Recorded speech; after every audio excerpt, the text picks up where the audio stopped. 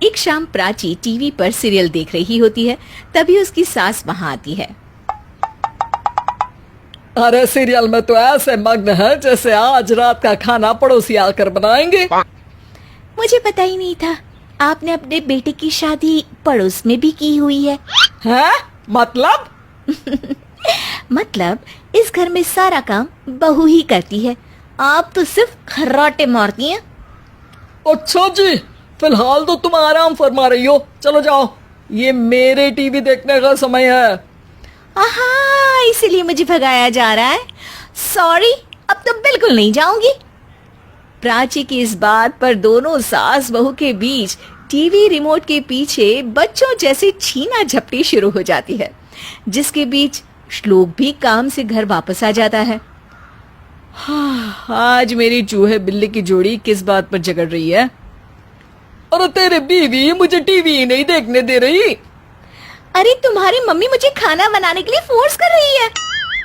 अरे वाह, ऐसे बेतुके रीजन पर तो बच्चे भी झगड़ा नहीं करते। अरे मुझे कुछ मत बोल, सब इसने ही शुरू किया है। हाँ हाँ, जैसे आप तो बहुत दूध की धूली है ना। अरे बस, दोनों चुप। प्राची जाओ, खाने की तैयारी करो। और माँ तुम छोड़ो, तुम्हें क्या बोलूं, शांति से अपना सीरियल देखो, मुझे दोबारा लड़ने की आवाज सुनाई नहीं देनी चाहिए।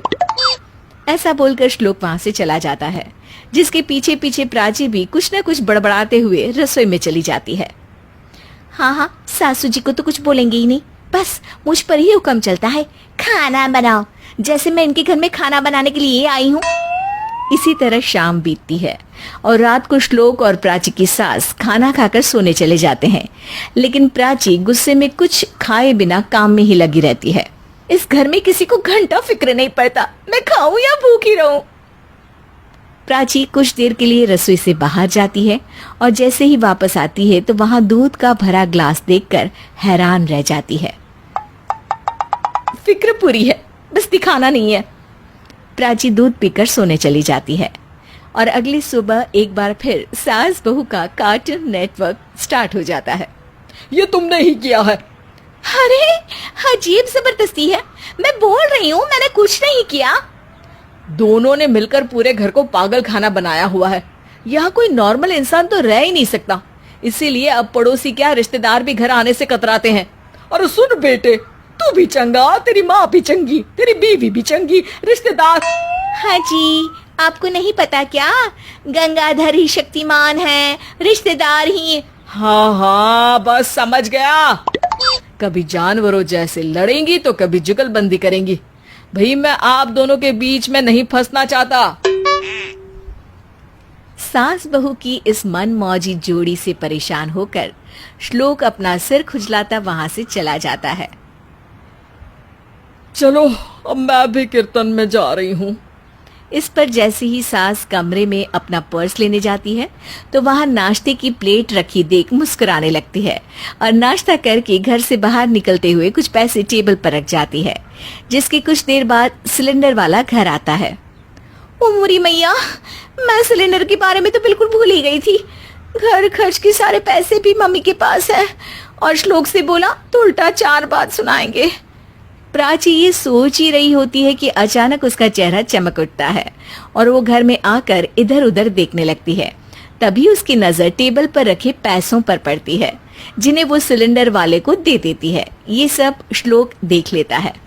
अच्छा बेटे, इतना बड़ा घोटाला, सबके सामने मैं तेरी दुश्मन और पीठ पीछे तेरी मेरी यारी। इस पर श्लोक एक प्लान बनाता है और शाम को सब एक साथ बैठे होने पर बोलने लगता है। माँ, तुम दोनों की बहुत लड़ाई होती है, इसलिए मैं सोच रहा हूँ कि प्राची को उसके घर छोड़ाऊं, इससे वो भी खुश रहेगी और तुम भी।